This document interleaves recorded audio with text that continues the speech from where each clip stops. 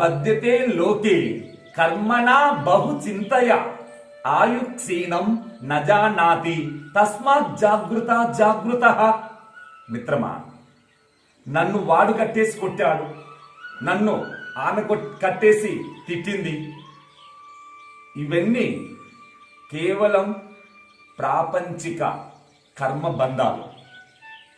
మిత్రమా, నీవు సజ్జన సాంగత్యం చేయని కారణంగా ఈ దుఃఖాలన్నీ నిన్ను పట్టి పీడిస్తున్నాయి. భౌతికంగా శత్రువులు మనకు లేరు. మనకు పరమ శత్రువైన బంధువైన మనసొక్కటే. కనుక ఈ మనసుకు పరమశత్రువు ఆశ, ఈ భయంకరమైన దురాశ ఈ సమస్త ప్రపంచాన్ని కట్టి పారేసింది.